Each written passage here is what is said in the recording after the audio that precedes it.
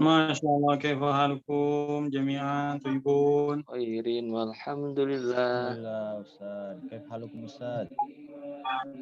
Masya Allah, Masya Allah. Baik. Masya Allah, alhamdulillah. Senang sekali bisa lihat antum semua nih. Baik. Dan yang di depan layar saya masih tetap orang-orang itu juga, Fahmi, Fandi, tidak berubah-ubah. Baik. Kenapa harus nama yang di depan saya harus Fahmi dengan Fandi? Padahal kalau urutan itu kan harusnya A. Kenapa harus Fahmi sama Fandi? Oh, Yang dia nyalain videonya aja, Zat. Hah? Yang muncul tuh yang dia nyalain videonya aja. Atau yang lain juga nyalain video sama. Ali Wafa tuh di akhir A ibad.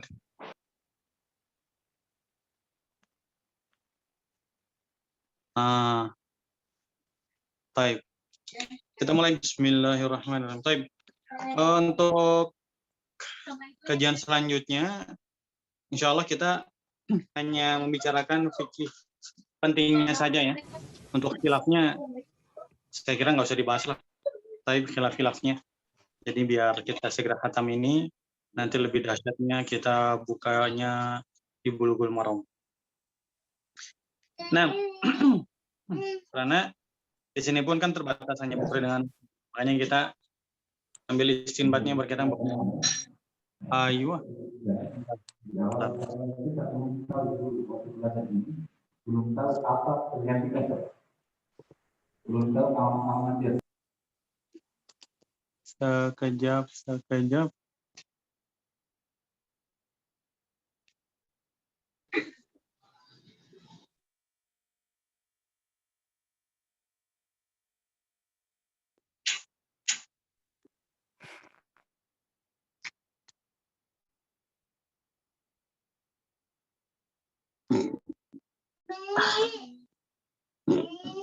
Ini pun belum terlalu fit, masih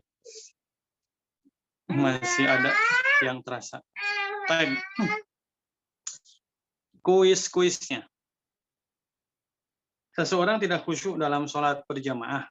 Apakah ia mendapatkan keutamaan pahala sholat berjamaah? Ya, dia tetap mendapatkan. Ya, paling minimal dia dapat misalkan dalam hadis 25 derajat. Yang kedua, mengerjakan sholat qada, apakah wajib tertib dalam urutan sholatnya? Tidak. Tapi kalau menurut ittifaqul ulama, mustahabnya mustahab. Tapi kalau wajib tidak. Kenapa Nabi sampai mengqada sholat asar ketika perang Khandaq, padahal dalam keadaan perang? Maksudnya bisa sholat khauf.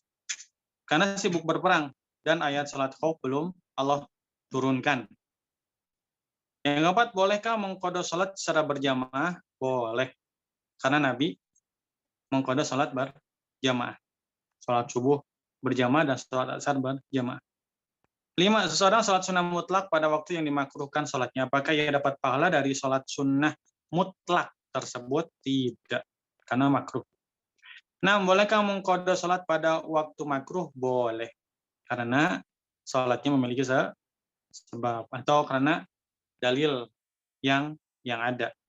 Itu Nabi SAW mengqada sholat sunnah ba'diyah zuhur pada waktu ba'diyah asar.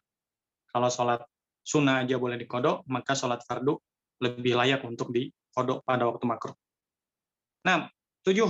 Bagaimana menggabungkan antara hadis sholat zuhur di awal waktu saat waktunya panas sekali, dan sholat hadis tentang sholat yang diakhirkan ketika waktu panas sehingga waktunya agak dingin.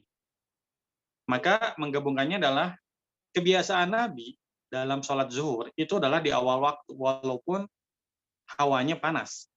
Nah, tapi terkadang Nabi akhirkan sehingga berkurang panasnya. Tapi yang biasa Nabi kerjakan adalah hajiroh, sesuai dengan hadis dalam Umdatul Ahkam. 8. Mengenai sholat isya, bagaimana waktu yang paling baik mengerjakannya? Seandainya tidak memberatkan adalah ditakhirkan. Ya mungkin kalau yang punya pondok bagus mengamalkan inilah, sehingga santrinya juga nggak bicara masalah dunia setelah sholat isya. Jadinya kan makruh bicara dunia setelah sholat isya. Nah, makanya sholat isyanya kita akhirkan. Jadi udah capek sekali santrinya, sholat isya tidur. Bagaimana posisi imam setelah sholat menurut mazhab Syafi'i? Menghadap kiblat. Ya, kecuali berhajat untuk menghadap ke arah makmum, maka silakan menghadap ke arah makmum. Tidur sebelum sholat isya adalah makruh. Kapan tidur tersebut tidak makruh? Ketika ia menyuruh seseorang untuk membangunkannya pada waktu isya. Disebut makruh ya karena khawatir dia akan mengerjakan sholat isya di luar waktunya. Maka makruh tidur sebelum sholat isya. Nah, sekarang masuk ke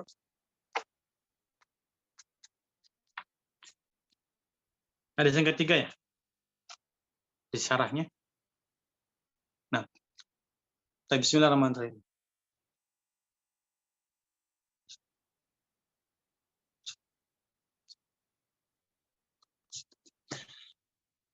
إلى الإمام علاء بن عطار الشافعي وأجمع مشايخ لهم الفاتحة. بسم الله الرحمن الرحيم الحمد لله رب العالمين الرحمن الرحيم مالك يوم الدين. Nah, jadi saya ingatkan di adab majelis waktu pertama kita mulai majelis al-uddah, bahwasanya setelah pas hadir majelis masuk ke Zoom langsung matikan mikrofon. Kemudian dihidupkan hanya untuk hajat menjawab pertanyaan salamkah atau pertanyaan yang lain. Setelah itu maka matikan kembali. Nah, al-hadits tsalits. Afwan, nggak bisa lantang bicaranya hari ini ya. Jadi santai-santai saja. Bismillahirrahmanirrahim. Alhamdulillahirabbil alamin wa sallallahu alaihi wasallam Muhammadin nabiyil ummi wa ala alihi washabihi ajmain. Allahumma fil masyayikhina wa li walidihim wa man ajazum ila muntahi isnadi. Qala al-musannifu al-imam Alauddin ibn Attar asy-Syafi'i rahimahullah ta'ala fi kitabih al-Uddah. Al-hadits tsalits an Abi Hurairah radhiyallahu ta'ala anhu qala Rasulullah sallallahu alaihi wasallam athqalu salati 'ala munafiqin salatul isya'i wa salatul fajri wa la ya'lamuna ma fihi ma la atauhuma walau habwan. Walaqad hamamtu an amura bi salati fatuqama thumma amura rajulan fa yusalli bin nasi thumma antaliqa ma'i bi rijalin ma'hum huzamun min hatabin ila qaumin la yashhaduna salata fa uharriqa 'alaihim buyutahum bin nar. Amma qaulu sallallahu alaihi wasallam atqalu salatal munafiqina salatul isya'i wa salatul fajr. Dari Abu Hurairah radhiyallahu anhu berkata, Rasulullah SAW bersabda, salat yang paling berat bagi orang munafik adalah salat isya dan salat subuh.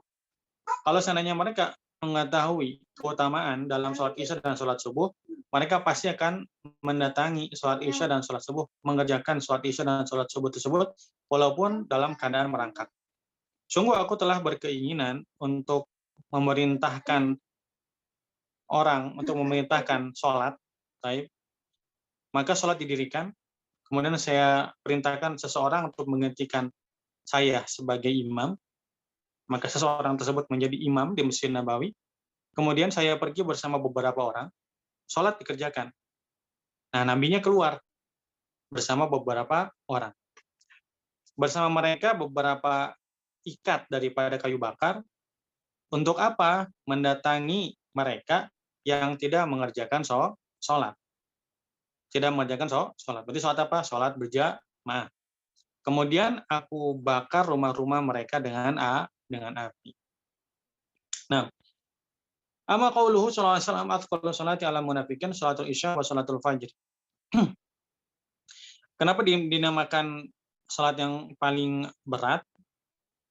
Falil masyaqqati lahiqati lahum fi fi'lihi ma jama'atan fil masajid. Karena beratnya sholat tersebut untuk dikerjakan di masjid. Beratnya sholat isya dan sholat subuh untuk dikerjakan di masjid. Wa inna makana thaqalu fi fi'lihi ma fil masajid jama'atan duna tarki ima. Ya, bukan meninggalkannya, tapi mengerjakan sholat di masjid. Wa in kana ghairu madhkurin fil lafzi. Walaupun nggak disebutkan dalam lafaz di atas ya. Nggak disebutkan dalam lafaz di atas, tapi kan dalalah hadisnya itu menunjukkan keberjamaah. Kenapa? Karena bersambung setelah itu Nabi kan berkeinginan ada orang yang menggantikan Nabi untuk sholat di masjid menjadi imam, Nah, orang yang sholat di masjid dengan Nabi SAW, sholat di masjid selesai. Nah, Nabi ingin keluar bersama beberapa orang untuk mengecek mana yang tidak sholat berjamaah di masjid. Gitu. Lidala latisyaki ali wa huwa la atauhuma walau habwan la yashhadun faqulu dzalika musy'arun bi anna murad hudurum ila jamaatil masjid. Nah, maka yang dimaksud dengan beratnya sholat isya dan sholat subuh bagi mereka adalah hadirnya mereka di masjid. Jadi bisa dibayangkan ya,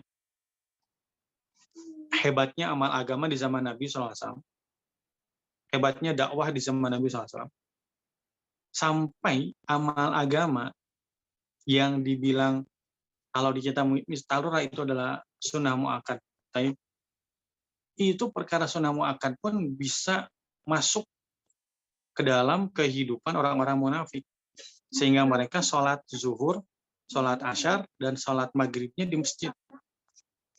Hebatnya amal agama. Jadi kalau nggak melakukan syiar agama itu malu mereka malu.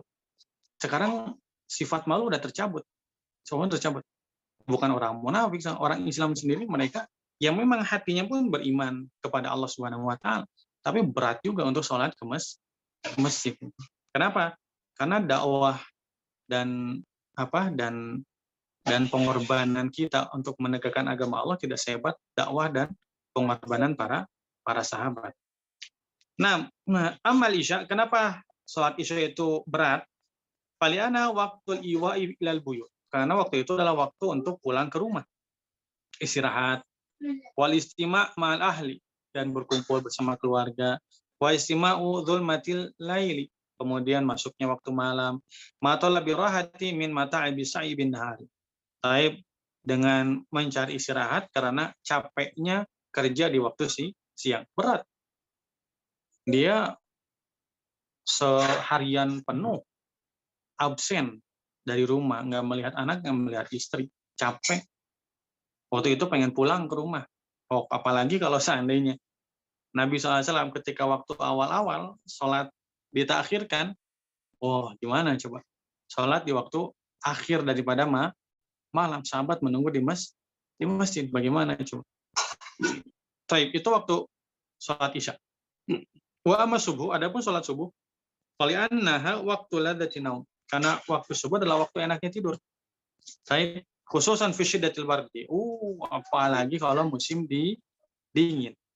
Wah, antum belum pernah nyobain. Di kita nih, cuaca musim dingin nih, sekarang musim dingin. Musim dingin. Sampai di rumah istri ceramah. Kalau sampai di rumah istri ceramah mah sholat ke masjid biasanya. Kalau sampai ke rumah istri sering ceramah. Ini mah kalau repotnya kalau sampai ke rumah dielus-elus sama istri, gitu kan? Ini di Indonesia kalau musim dingin, sekarang ini kan musim dingin, musim hujan lah. Itu cuaca paling dingin berapa derajat? Enggak sampai, ada yang sampai 15 derajat gitu. Saya kira enggak lah. Ini kalau di Arab Saudi bisa sampai 5, bisa sampai 5 gitu kan. Kalau di India kan bisa sampai 2, 23 sampai 24 sih. Ya. 23 sampai 24 nggak kerasa. Ini musim dingin, musim panas sama aja kalau di Indonesia. Kalau di Arab Saudi antum kerasa sendiri. Ya kita pakai penghangat aja, pakai heater, kayak penghangat lampu yang panas seperti open tuh di beberapa tempat. Nah, itu masih terasa dingin. Masih terasa dinginnya. Makanya orang kalau kita di Arab ini mendingan musim panas sama musim panas. Oh, tapi panasnya minta ampun sih 50 derajat Celcius. Tapi kan sekarang ada AC. Makanya itu dinginnya itu menusuk tulang. Menusuk ke tulang. Nah, itu emang enak sekali tidur. Emang kita itu di Arab Saudi pun kebiasaan kita kalau musim dingin nih. Musim dingin masuk kerja itu biasanya kan jam 9. Sholat itu biasa jam 6, gitu kan? Sholat itu jam 6. Nah, itu biasanya kalau beres sholat subuh itu biasa udah tidur lagi. Kalau musim dingin, kenapa? Karena dingin. Kalau musim panas, sepada sholat subuh, ya biasa tidur lagi. Kenapa? Karena kalau musim panas, sholatnya kan lebih awal, jam 3 itu sholat subuhnya. Masuk kerja perkantoran jam 9. Coba, 4, 5, 6, 7, 8, 6 jam. 6 jam. Akhirnya apa? Ya tidur lagi. Jadi kalau kita di Arab Saudi pada subuh itu udah terbiasa dengan tidur. Nah, kemudian li bu'dil ahdi bi syamsi, karena jauhnya masa sampai ke terbitnya matahari. Litulil laili, karena panjangnya malam. Au fi zamanil harri, atau pada waktu musim panas. Musim panas. Kemudian musim panas pendek. Musim panas pendek. Kemudian falamma qawiya shadifu taqulat ala munafiqina. Karena alasannya kuat, maka itu jadi berat buat orang munafik. Wa amal mukmin, adapun orang beriman, al-kamilul iman, yang sempurna imannya, bahwa alimun bi ziyadatil ajr. Dia mengetahui tambahan pahala, li ziyadatil masyaqqati, karena beratnya amal tersebut kalau dikerjakan. Ya. Fa yakunu dzalika da'iyan ilal fi'li. Maka itulah yang membuat pendorong dia untuk melaksanakan amal demikian. Kama kana sharifan lil munafiqina. Sebagaimana amal itu alasan tadi, karena kalau waktu subuh, karena waktunya tidur, kemudian karena musim dingin dan lain sebagainya, menjadi alasan kuat untuk tidak ke masjid. Nah, sementara bagi orang yang beriman, karena pahala yang besar itu menjadi alasan yang kuat untuk ke masjid, gitu. Oleh karena itu Nabi SAW bersabda, "Lau ya'lamuna ma fihima", kalau seandainya mereka mengetahui pahala daripada salat subuh dan salat isya di masjid, la tauhuma walau habwan, pastinya mereka akan mendatangi salat subuh dan salat isya berjamaah walaupun merangkak. Fal mu'min, orang beriman, roja'a thawabillah, roja'a thawaballah. Mereka mengharapkan pahala daripada Allah Subhanahu wa taala. Wa tayaqqanahu. Dan ia meyakini pahala tersebut. Wa khafa iqaballah, dan mereka takut akan iqab Allah Subhanahu wa taala. Kemudian wal munafiq kama qala Allah taala, sementara orang-orang munafik, wa idza qamu ila sholati qamu kusala.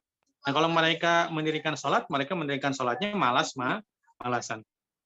Nah, kemudian wa qala al-Auza'i berkata nih, al-mu'minu yaqulu qalilan wa ya'malu katsiran. Wal munafiqu yaqulu katsiran wa ya'malu qalilan. Allahu akbar.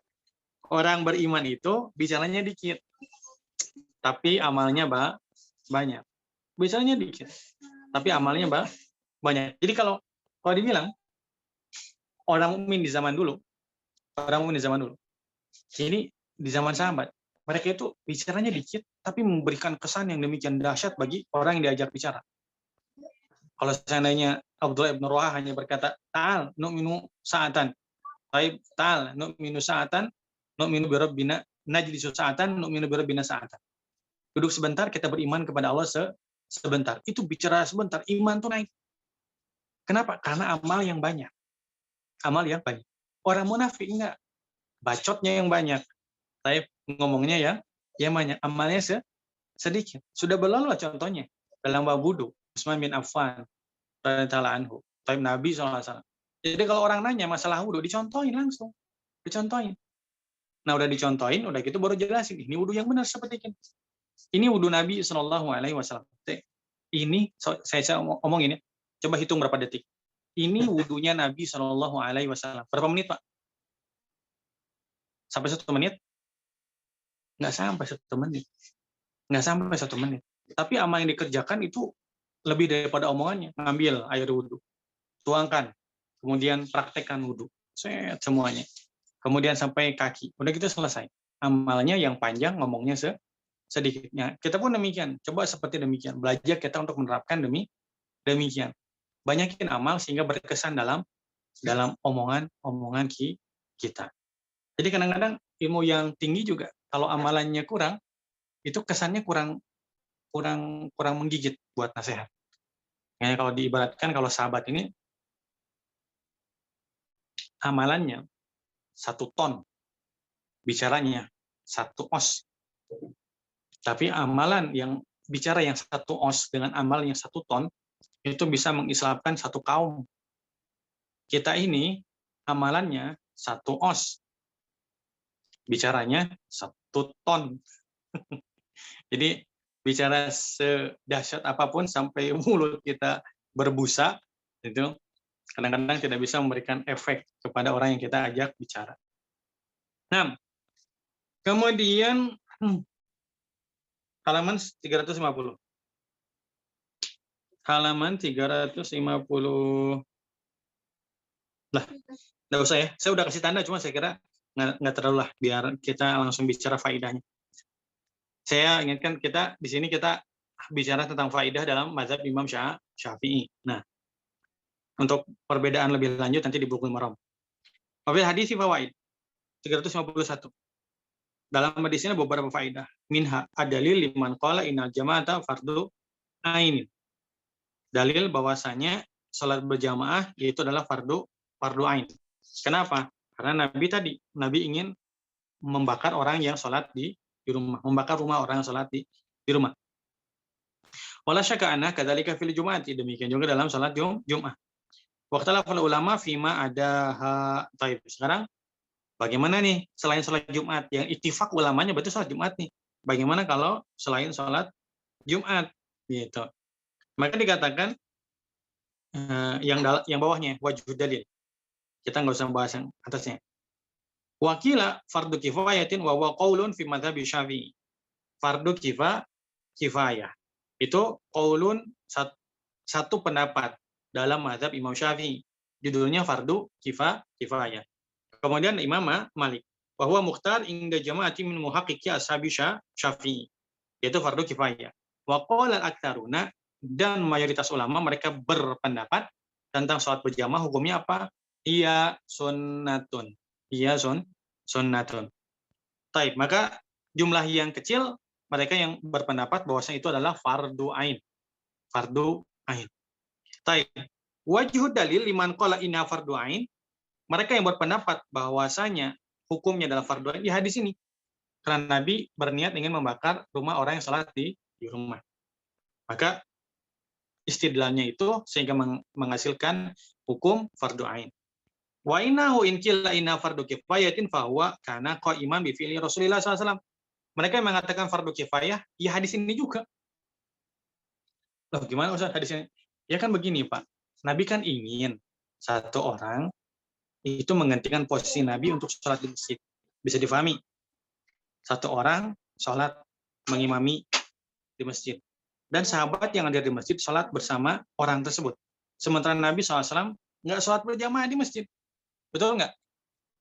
Nabi nggak sholat berjamaah di masjid. Ya berarti kan selesai. Maka hukumnya fardu kifayah. Kenapa? Karena sudah dilaksanakan oleh sebagian orang. Lah kalau saya fardu ainnya Nabi nggak bakalan keluar lah dengan sahabat yang lain membawa kayu bakar gitu. Taib.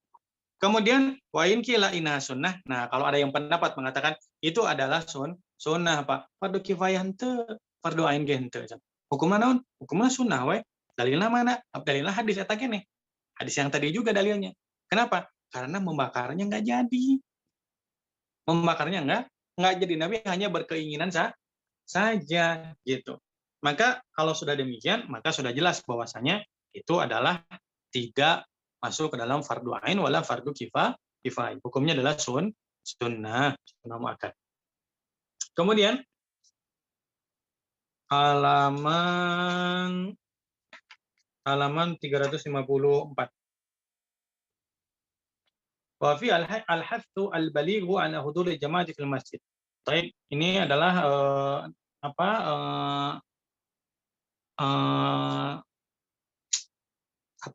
dorongan yang kuat baik untuk atau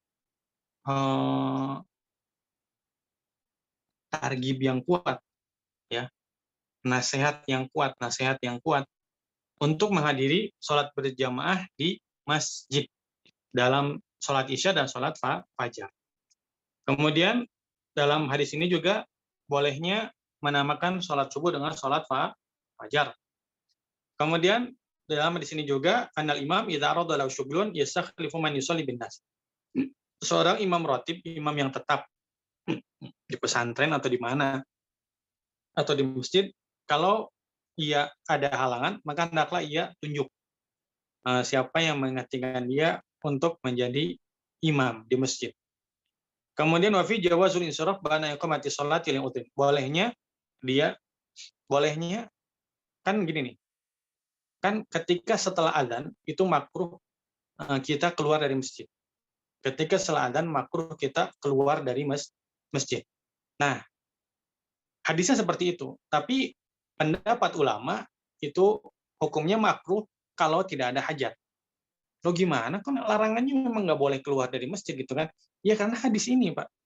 Jadi ulama itu mengeluarkan hukum ini makruh, ya mengeluarkan hukum ini haram, mengeluarkan hukum ini wajib, mengeluarkan hukum ini sunnah, itu setelah mengumpulkan beberapa matan hadis dari beberapa jalan sanad, sehingga mereka bisa menyimpulkan ini makruh. Kenapa?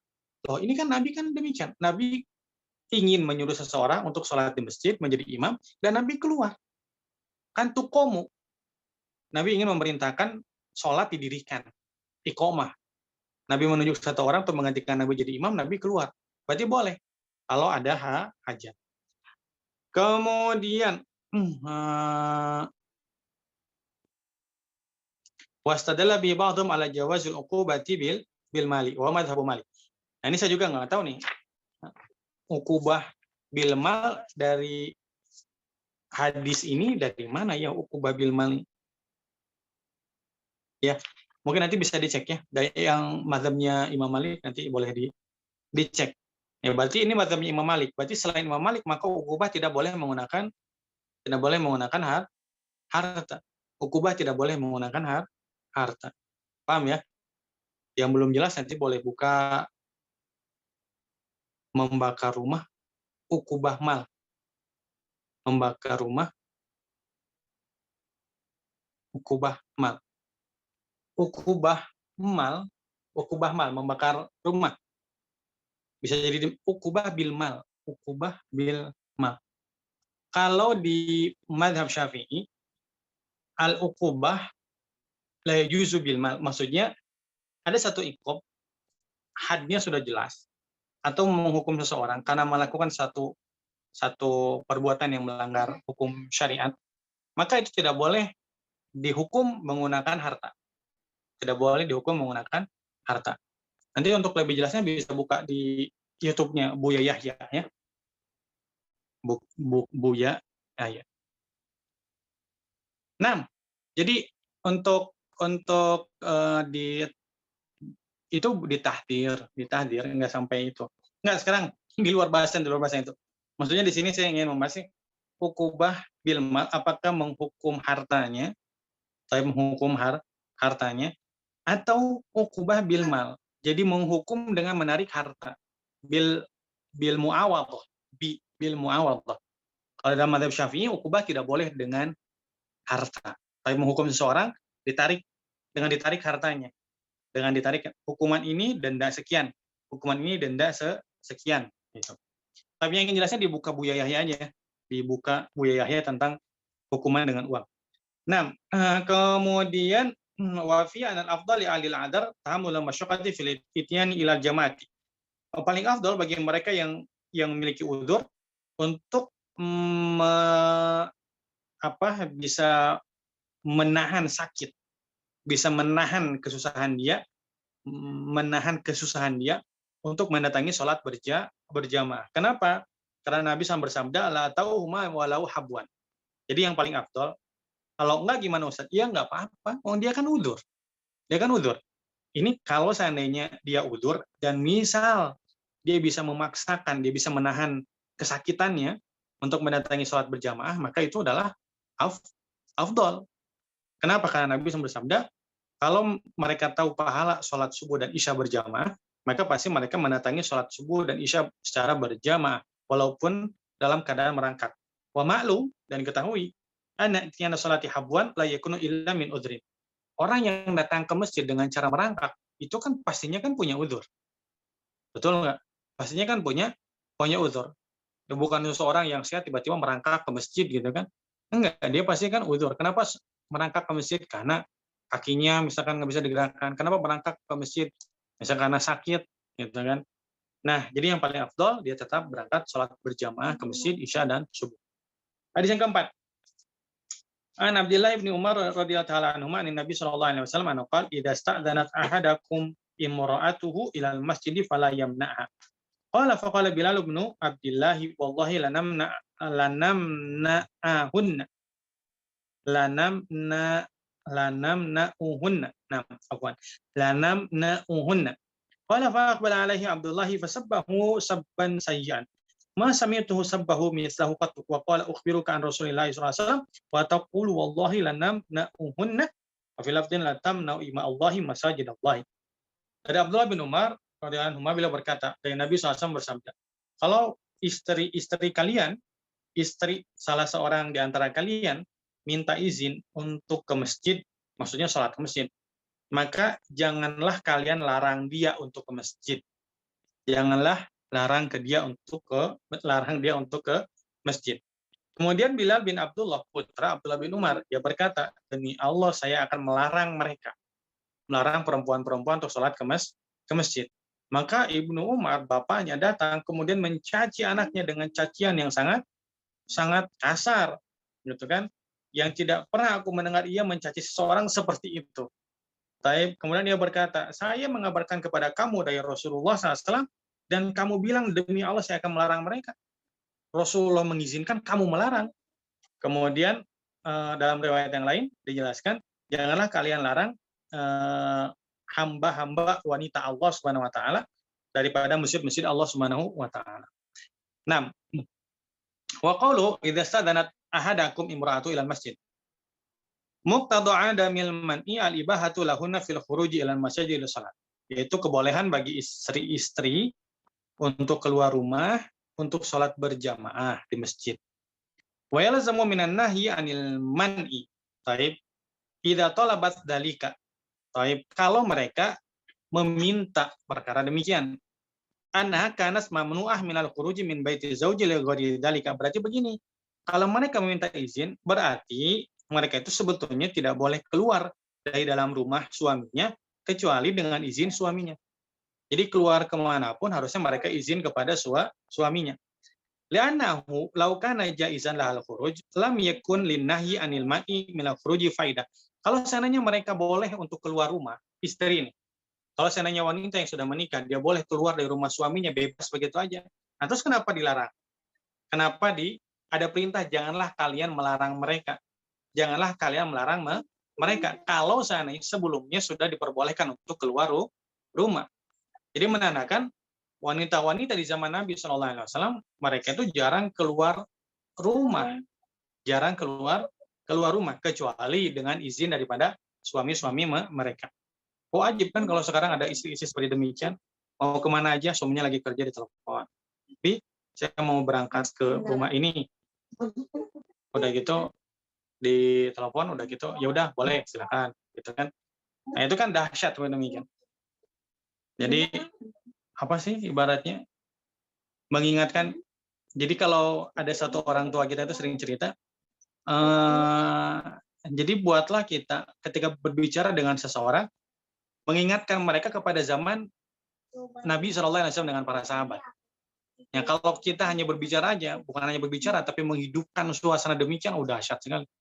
Menghidupkan suasana di zaman Nabi SAW. Baik. Nah, li'annahu idza kanat ta'atu masyru'atun muqayyadan bi istidzan. Nih lihat nih. Kalau seandainya kan ke masjid ketaatan bukan, Pak? Ke masjid ketaatan. Ketaatan atau maksiat? Ketaatan atau mubah? Ketaatan. Kan? Itu kalau seandainya dalam masalah ketaatan saja, mereka dimasyru'kan, disyariatkan untuk minta izin kepada suaminya, taib fama dhannuka bi ghairiha min anwa'il khuruj. Bagaimana pendapat Anda kalau seandainya keluarnya mereka bukan masalah ketaatan? Paham? Jadi kalau dalam masalah ketaatan saja mereka harus izin kepada suaminya, nah bagaimana kalau masalah selain ketaatan? Nah, kemudian di antara syarat, tadi kan syaratnya nggak asal demikian. Jadi kalau dalam hadisnya, tsumma alam anal fuqaha khassasu hadha hadis bi ahadits akhar. Ini hadisnya umum. Umumnya gini, Kang, saya mau ke masjid. Silahkan. Kan hadisnya jangan dilarang. Silahkan. Berarti kan umum. Umum. Gitu. Sekarang ulama fuqaha mengkhususkan hadis dengan hadis yang lain. Wa ja'aluha syurutan lil amali bihi. Nah, hadis yang lain itu ada taksis. Nah, itu adalah syarat untuk bolehnya seorang wanita keluar rumah untuk ketaatan. Keluar rumah untuk ketaatan dan lain sebagainya dengan izin suami. 5 fasida toro'at. Taib. 5 fasida toro'at. Taib. Karena ada mafsadat yang akan timbul. Sebagaimana Aisyah berkata dalam sahih. Lau ra'a Rasulullah SAW ma'adatan nisa lamana'ahunnal masajid. Nih, setelah Nabi meninggal, Aisyah berkata, kalau seandainya Nabi melihat keadaan wanita saat ini, maka Nabi pasti akan melarang wanita-wanita untuk ke masjid. Kama muniat nisa Bani Israel. Sebagaimana nisa atau wanita-wanita Bani Israel dilarang untuk ke tempat ibadah mereka. Ini hadis diriwayatkan oleh Imam Bukhari 831. Famina syurut, di antara syaratnya adalah, ini hadis-hadisnya ya, dikumpulkan tapi kita nggak sebutkan hadisnya lah, biar singkat cerita. Di antara syaratnya adalah anla yatatayyabna, tidak boleh memakai minyak wangi. Tidak boleh memakai minyak. Kalau ke masjid aja nggak boleh pakai minyak wangi, apalagi kalau selain masjid. Gitu. Apalagi kalau selain masjid. Wa hadza madzkurun fi ba'di riwayat hadis. Ya, ini disebutkan dalam beberapa riwayat dalam hadis ini. Wa fi ba'dil hadis, dalam hadis yang lain, sama ya, semuanya tentang minyak wangi. Wa yalhaqu bitib, kemudian berhubungan dengan minyak wangi. Minal bukhur, adalah bukhur. Wa husnil malabis. Taib, minal bukhur wa husnil malabis. Pakaian yang bagus. Hukumnya sama dengan minyak wangi. Kenapa? Karena bisa mengundang perhatian laki-laki. Jadi kalau Nabi mengatakan la tamna'uhunna atau fala yamna'ha. Nah, maksudnya kalau syaratnya terpenuhi. Kalau syaratnya terpenuhi, dan di zaman Nabi syaratnya terpenuhi, sehingga wanita juga sholat ke masjid, tidak pakai minyak wangi, dan bajunya tidak boleh memakai baju yang mengundang perhatian orang. Baik. Wal huli alladhi yadhharu atharuhu fi zinati. Kemudian memakai perhiasan, taib sekarang. Enggak pakai minyak wangi. Bajunya baju biasa. Baju yang biasa dia pakai di rumah dia pakai ke masjid. Enggak pakai baju spesial. Tapi perhiasannya mentereng. Taib, cincinnya dari mulai ujung pangkal jari sampai ke ujung jari. Taib, gelangnya dari mulai pergelangan tangan sampai siku. Misal ini. Kalung yang dia pakai misalkan 1 kilo, misal ini mah gitu kan. Jalannya gimana kalau pakai 1 kilo kan? Kan jadi tawadu kan, jadi depan terus. Kalau lewat sama ibu-ibu itu, aduh ini ibu-ibu kok tawadu sekali, itu kan punten di mana-mana, padahal keberatan bawa kalung 1 kilo. Gitu. Kemudian fa inna man atibi lahuna fil khuruji inma huwa lidafidayati rijal wa syahwati. Untuk menolak syahwat para kaum laki-laki itu naik. Depan lagi sholat berjamaah, teteh melintas. Ditutupi semuanya, tapi minyak wanginya semerbak sekali. Wah, itu laki-laki yang sholat di masjid udah kebayang aja ini lagi Allahu Akbar. Aduh, eta tadi si teteh saha ya. Selangsung. Udah dipikir-pikir itu. Gitu kan? Kemudian orang banyak kunusaban litahri syahwatil mar'ati aidon. Nah, kadang-kadang bisa terjadi juga syahwat wanita pun jadi naik. Syahwat wanita pun jadi naik. Kenapa? Karena mencium parfum tersebut. Wa kadzalika hukmu kulli khurujin yu'addi bihina ila mafsadatin naha syar'u anha. Kemudian ada mafsadat yang lain, tapi yang syariat mencegah itu terjadi. Gitu. Jadi syaratnya terpenuhi, silahkan. Kalau mau keluar rumah untuk sholat di masjid. Syaratnya terpenuhi, silahkan. Kalau mau selain ke masjid, silahkan. Kan suaminya mengizinkan. Kan saya mau begini, saya mau ke pasar, mau ke gini. Ya suaminya mengatakan silahkan. Gitu kan, silahkan. Ya udah, berarti udah mengizinkan. Syaratnya tadi, itu jangan sampai mengundang perhatian orang. Gitu. Nah, kemudian halaman 357. Wa fil hadis fawaid. Minha man urrajul imra'atu min akhruji min manzili ila bi'idn. Seorang suami melarang istrinya untuk keluar dari rumahnya kecuali dengan izin. Taib. Woi, emansipasi kok jadi begini Ustaz? Ya terserah. Anda tidak taat kepada agama, mafsadat yang besar akan muncul. Ya, mafsadat yang besar akan muncul. Wah, itu jangan dibahas di majelis ini lah. Ini dibahasnya keluar rumah. Soalnya selfie dan lain sebagainya udah. Taib. Nah, kemudian kita hanya membahas apa yang dalam kitab dah itu aja. Taib. Kalau mau tanya fatwa yang lain. Kita hanya mudarosah gitu. Mudarosah. Saya bukan mufti juga. Gitu. Taib. Kemudian tadi apa tadi? Taib. Asalkan tadi dapat izin daripada suaminya. Kemudian doabit seorang wanita bekerja dan lain di luar sebagainya mesti dijaga. Taib minha annahu la yamna'uha idza sta'danat fil khuruj ila masajid bi syurutil madhkurati. Nah, jadi awas nih. Orang lihat asal Sahih Bukhari gitu engko ayatnya teu naon mang cenah diizinkeun we. Hadis lagi menang atuh. Awawe ke masjid, wanita boleh ke masjid. Sahih Bukhari, antum rek tentang Bukhari, si emang lain gitu mang. Tapi kalau seandainya syaratnya terpenuhi boleh. Itu kan hadis yang lain berkaitan dengan keluar dari masjid itu kan ada lagi gitu. Riwayat-riwayat yang lain. Lain di Bukhari unggul, Abu Daud ada, Muslim ada, ini riwayat Muslim juga, Musnad Imam Ahmad juga gitu. Ini kalau pandangannya sempit sekali yang dia menganggap hadis sahih dengan Bukhari wengkul, nah itu no repot.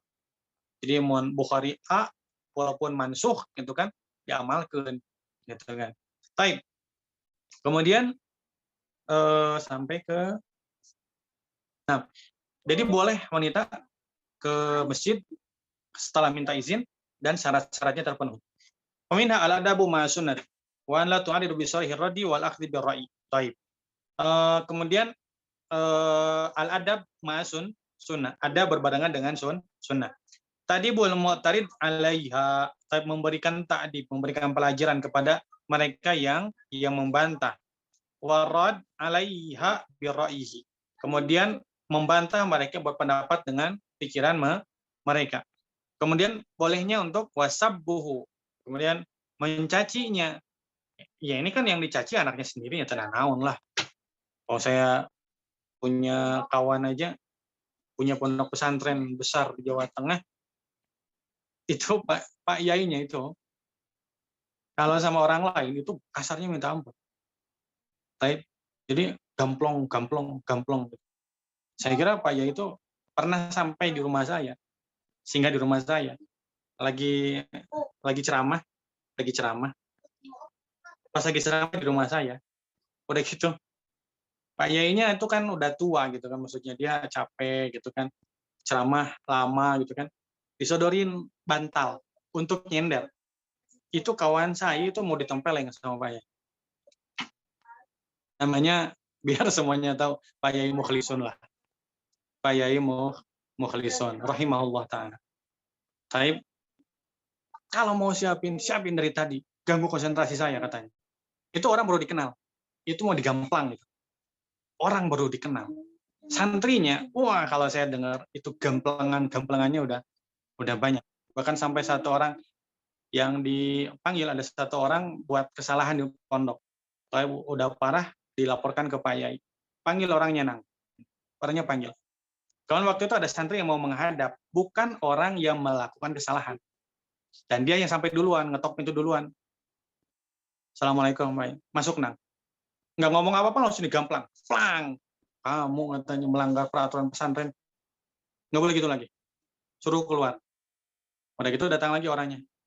Assalamualaikum Pak Yai. Ya, saya yang tadi melakukan kesalahan. Loh, ini tuh. Yang tadi siapa tadi? Astagfirullahaladzim. Salah gamplangan. Ya apa-apa lah, hadiah. Itu kan bonus. Nah, kalau anaknya mengatakan, Bapak nih, kalau sama anaknya lebih keras dibandingkan sama santri. Bahkan sampai nendang Bapak. Kenapa demikian? Bapak ini, Pak Yai maksudnya, kalau nempeleng orang, itu masih ada takut di hatinya. Walaupun itu takdib ya, walaupun itu takdib. Itu kan anak orang. Nah. Saya khawatir di hati itu. Gimana itu anak orang? Kalau anak saya sendiri nggak apa-apa. Oh banyak saya temukan. Kita yang sulit itu keras kepada anak sendiri. Makanya di Indonesia itu anak kiai itu dipondokin di tempat lain karena nggak bisa keras kepada anak sendiri. Tapi di antaranya ini, Buya Dimyati di Banten, wah itu Buya Dimyati di Banten keras sama anak sendiri. Wah itu kalau santrinya telat sholat berjamaah, dimarah-marahinnya di depan santri. Kalau kita kan aib kan, marahin anak sendiri depan orang lain kan. Ini mah enggak, dimarah-marahinnya depan santri, Buya Dimyati gitu. Baik. Terus selanjutnya aradu 'alal alim bi mujarradil hawa. Baik. Mereka karena apa? Karena dia kan sudah tahu. Bilal bin Abdullah, dia kan sudah disampaikan hadis Nabi SAW. Berarti kan dia posisinya adalah alim kan. Adalah alim. Dia udah tahu hukumnya. Udah tahu hukumnya, kenapa dilarang? Kenapa menolak hadis tersebut? Gitu. Syaratnya udah terpenuhi, kenapa ditolak? Gitu. Nah maka rod alal alim bi mujarradil hawa. Karena dia ingin larang aja, gitu kan, nggak bisa seperti demikian. Tadi bol alim man ta'allama indahu wa takallama bima la yanbaghi. Bolehnya mentakdib, yaitu seorang alim kepada orang yang lagi belajar kepada dia. Mentakdib seorang alim kepada santri. Jadi ini di antara dalil, tapi sekarang nggak bisa dipraktikkan mungkinnya di kita, karena kita ini peraturannya dahsyat sekali gitu kan di Indonesia. Ya kalau nyubit santri aja itu bisa dilaporkan ke kepolisian sampai di penjara gurunya. Nah, gimana kalau seperti tadi kan?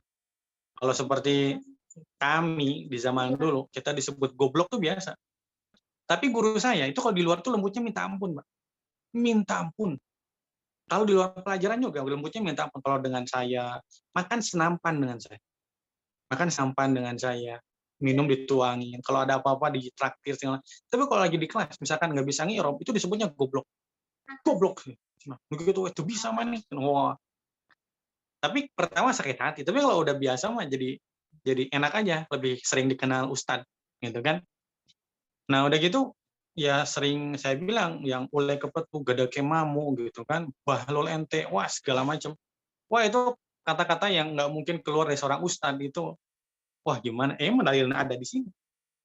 Ya kalau Abdullah bin Umar mencaci habis-habisan kepada santrinya yaitu Bilal bin Abdullah seperti demikian. Ya guru-guru kita juga pasti ada sandaran hukumnya gitu. Maka boleh sebetulnya pesantren yang bagus itu dan orang tua yang bagus itu ketika dia menyerahkan anaknya itu sudah, Pak Ustaz, saya serahkan anak saya, tergantung mau Pak Ustaz bagaimana kan. Yang penting anak saya punya adab yang paling pertama adab, Pak. Karena kalau ilmu anak antum hebat tapi adab nggak punya, percuma. Wallahi percuma. Jadi yang penting beradab, yang penting anak saya jadi beradab. Kalau dia beradab, ilmu apapun bisa dia serap. Ilmu apapun bisa dia serap. Ini yang penting beradab. Nah, jadi bagusnya demikian. Terus pesantren yang bagus itu pasti syaratnya itu seperti demikian. Jadi orang tua mengizinkan pesantren untuk melakukan apapun, gitu kan, untuk maslahat calon santri.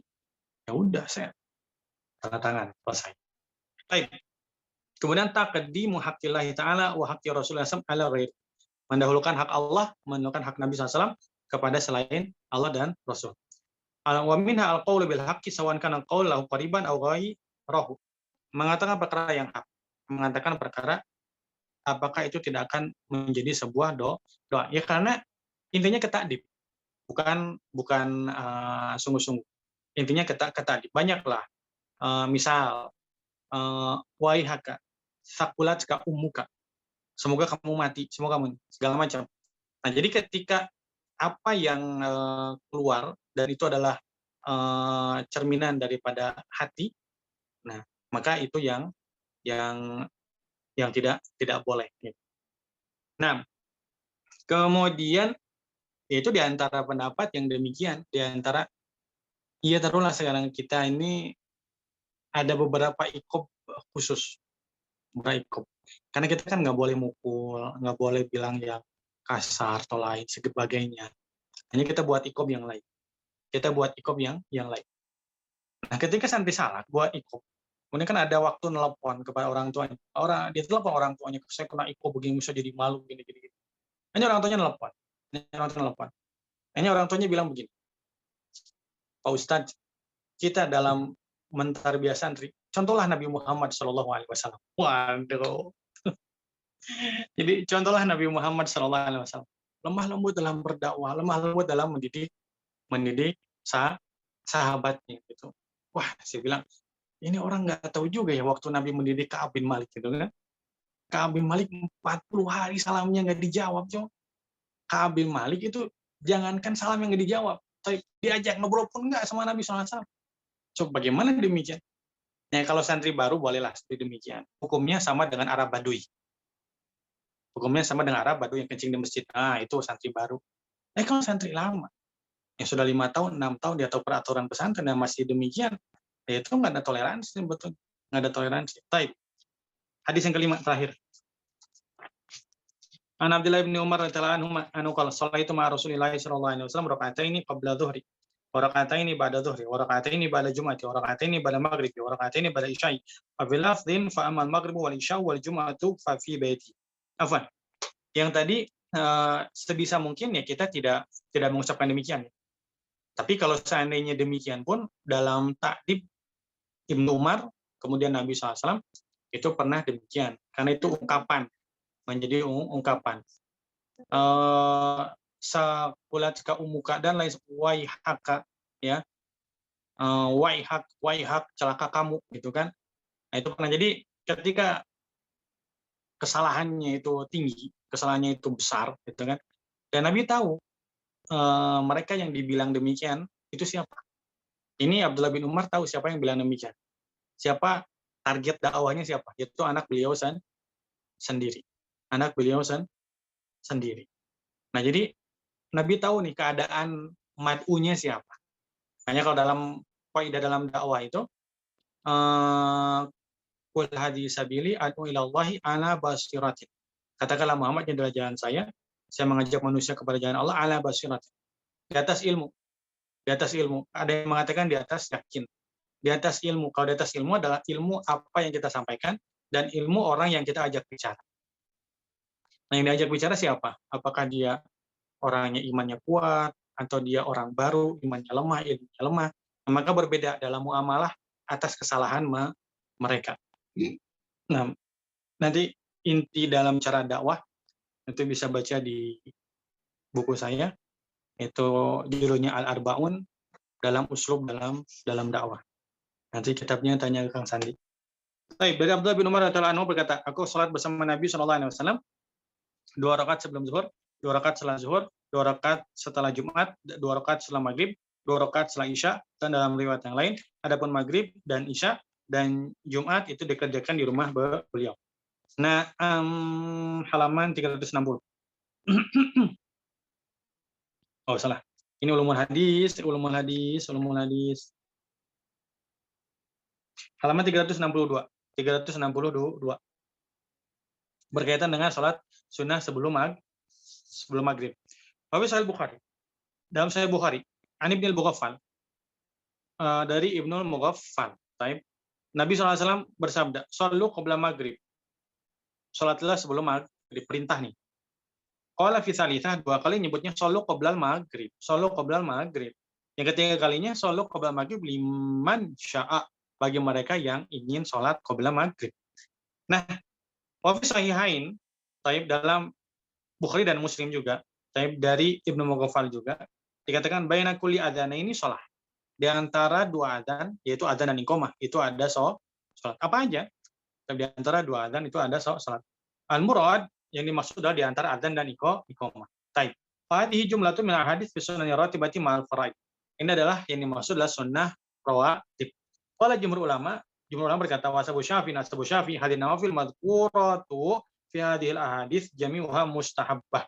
Semua salat yang dijelaskan di sini itu semuanya mustahabbah. La khilafa fi syai'in minha. Tidak ada khilaf dalam sesuatu pun di dalamnya.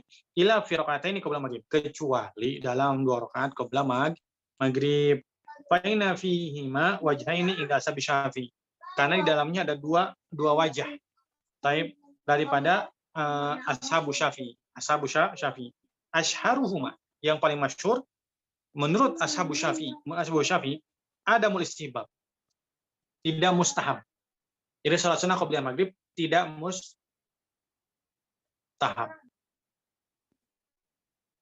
Tidak mustahab. Menurut pendapat yang masuk dalam ashab Syafi'i.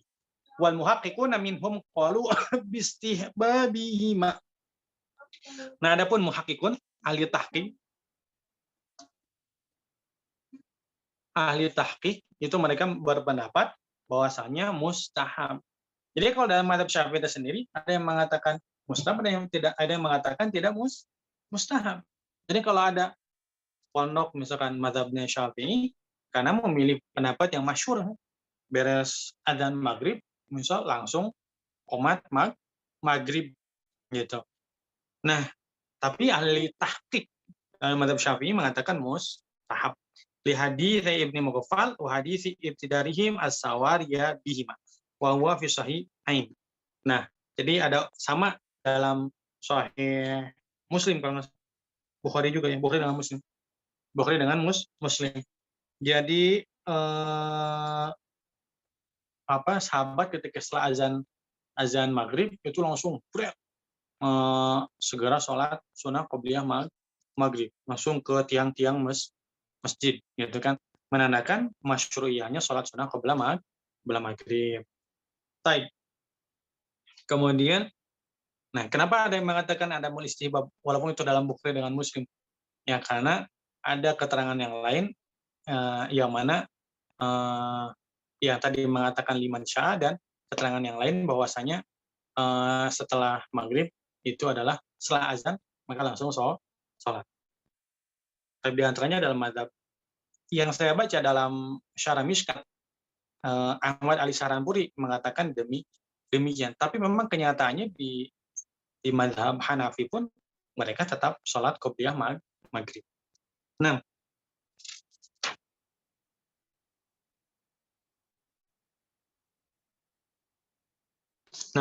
satu lagi hadisnya ternyata kita langsung aja. Fil hadis fawaid 367. Al-iqtida bihi sallallahu fi nawafil, mengikuti Nabi SAW dalam salat sunnah. Salat nawafil fil baiti wal masjid, salat sunnah di rumah dan di masjid.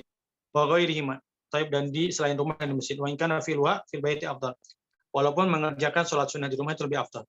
Illa an yaqsula an fi'liha fiha fal masjid afdal. Tapi kalau seandainya dia salat sunnah di rumah jadinya malas nanti, di rumah lah ada sunnah tidurna karena Nabi sholat sunnahnya di rumah. Pas datang ke rumah, akhirnya lihat anak, lihat istri, akhirnya main-main dengan anak sama istri, akhirnya lupa sholat sunnah. Ya udah di masjid afdal di masjid. Walaupun sebetulnya kalau Gus Ba mengatakan kenapa Nabi mencontohkan sholatnya di rumah agar menjadi contoh buat anak-anak yang belum ke masjid. Saya gambaran mereka adalah sholat fardu itu, ya itu aja. Kalau subuh 2 rakaat, kalau zuhur 4 rakaat, itu seperti demikian. Nah kalau kita sholat di rumah, nanti anak bertanya-tanya kan, Bi, kenapa sholat lagi di rumah? Kan dia udah sholat di masjid. Iya, ini kan sholat sunnah. Nah ini anak pun akan mengikuti sholat sunnah. Nah, kemudian takhfifu rakaatil fajri, kemudian meringankan sholat sunnah fajar. Terus al-haditsus sadis. Ana Aisyah radhiyallahu anha qalat lam yakun Nabi sallallahu alaihi wasallam ala syai'in min nawafil asyadda ta'awudan minhu ala rak'atai al-fajri. Fi lafzi Muslimin rak'at al-fajri khairun min ad-dunya ma fiha. Dari Aisyah radhiyallahu anha beliau berkata, tidaklah Nabi sallallahu alaihi wasallam menjaga sesuatu daripada salat sunat yang sangat beliau jaga seperti daripada salat sunnah qobliyah subuh. Rak'atul fajri itu salat sunnah qobliyah subuh. Dalam riwayat Muslim dijelaskan 2 rakaat qobliyah subuh lebih baik daripada dunia dan isinya dan seisinya. Nah, kemudian al-muradu bihima as-sunnah, yang dimaksud adalah salat sunnah. Lal fardhu, bukan salat fardu. Wal muradu bin dunya, yang dimaksud dengan dunia adalah kehidupan dunia. Wa ma fiha artinya isi daripada dunia. Kemudian 368.